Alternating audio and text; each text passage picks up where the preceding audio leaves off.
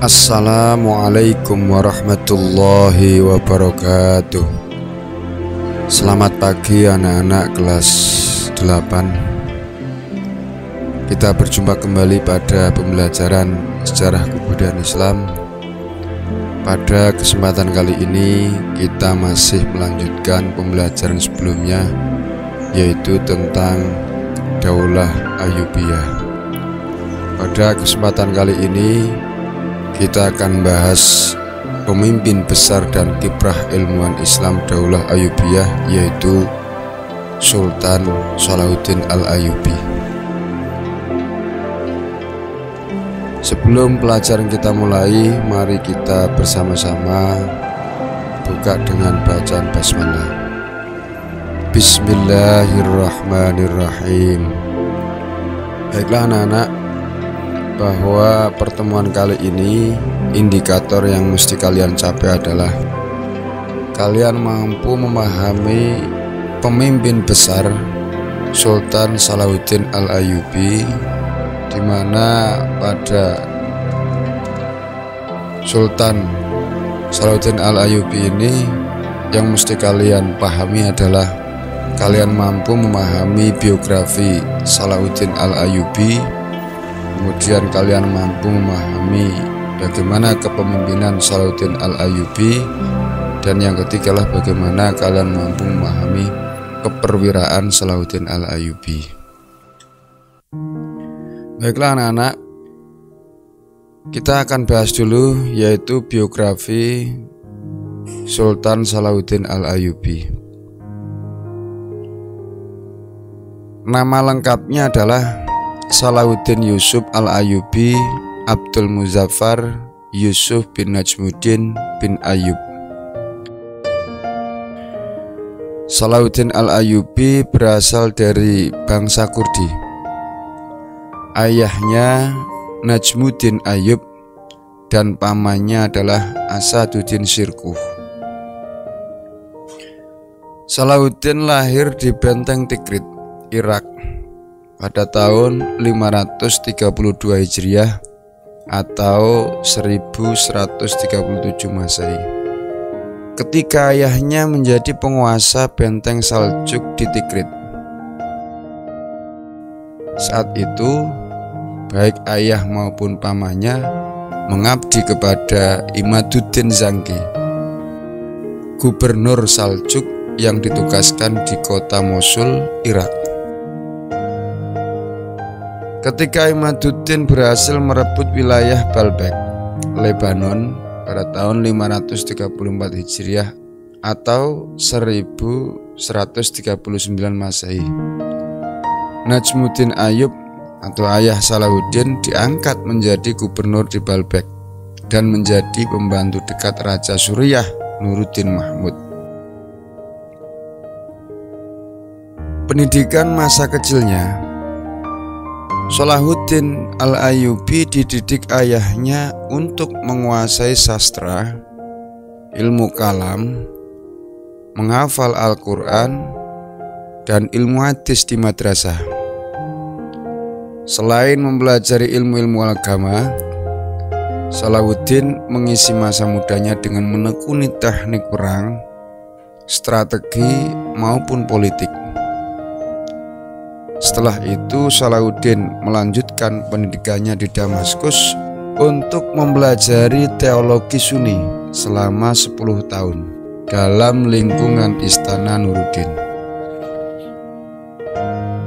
Salahuddin tumbuh di lingkungan keluarga agamis dan dalam lingkungan keluarga kesatria. Dunia kemiliteran semakin diakrabinya setelah Sultan Nuruddin menempatkan ayahnya sebagai kepala divisi milisi di Damaskus. Dan pada umur 26 tahun, Salahuddin bergabung dengan pasukan pamannya, yaitu Asaduddin Shirkuh, dalam memimpin pasukan muslimin ke Mesir atas tugas dari gubernur Suriah atau Nuruddin Zangi. Pada usia 45 tahun, Salahuddin telah menjadi orang paling berpengaruh di dunia Islam. Selama kurun waktu 12 tahun, ia berhasil mempersatukan Mesopotamia, Mesir, Libya, Tunisia, wilayah barat Jazirah Arab, dan Yaman. Di bawah kekhalifan Ayyubiyah, kota Damaskus di Syria menjadi pusat pemerintahan. Kemudian Salahuddin wafat di Damaskus pada tahun 1193 Masehi, yaitu dalam usia 57 tahun. Jadi masih sangat muda ya. Berikutnya adalah kepemimpinan Salahuddin Al-Ayyubi. Salahuddin merupakan salah seorang sultan yang memiliki kemampuan kepemimpinan. Ini dibuktikan dengan caranya dalam memilih para wazir. Salahuddin mengangkat para pembantunya atau wazir orang-orang cerdas dan terdidik. Di antaranya adalah Al-Qadhi Al-Fadil dan Al-Khatib Al-Isfahani. Sementara itu sekretaris pribadinya yaitu bernama Bahruddin bin Sadat, yang kemudian dikenal sebagai penulis biografinya. Yang terakhir adalah keperwiraan.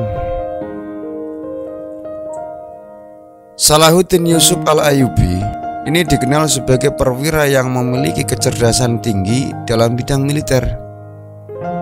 Pada masa pemerintahannya, kekuatan militernya terkenal sangat tangguh, diperkuat oleh pasukan barbar Turki dan Afrika. Ia membangun tembok kota di Kairo dan Bukit Muqattam sebagai benteng pertahanan. Salah satu karya monumental yang disumbangkannya selama beliau menjabat sebagai sultan adalah bangunan sebagai benteng pertahanan yang diberi nama Qal'atul Jabal, yang dibangun di kota Kairo pada tahun 1183 Masehi. Kehidupan Salahuddin Yusuf Al-Ayyubi penuh dengan perjuangan dalam rangka menunaikan tugas negara dan agama. Perang yang dilakukannya dalam rangka membela negara dan agama. Oleh karena itu, Salahuddin adalah seorang ksatria, dan Salahuddin ini memiliki rasa toleransi yang tinggi. Artinya meskipun beliau adalah pejuang yang sangat gigih memperjuangkan agama Islam, tetapi di sisi lain Salahuddin Al-Ayyubi ini seringkali memiliki rasa toleran yang tinggi terhadap pemahaman yang lain atau bahkan keyakinan orang lain dalam konteks kemanusiaan dan demi persaudaraan serta persatuan dan kesatuan bangsa. Inilah sifat keperwiraan Salahuddin Al-Ayyubi. Jadi itu yang dapat Bapak sampaikan. Bapak berharap setelah kalian tadi mempelajari pelajaran ini, kalian telah mampu memahami pemimpin besar Daulah Ayyubiyah, terutama Salahuddin Al-Ayyubi, yang meliputi biografi Salahuddin Al-Ayyubi, kepemimpinan Salahuddin Al-Ayyubi, dan keperwiraan Salahuddin Al-Ayyubi.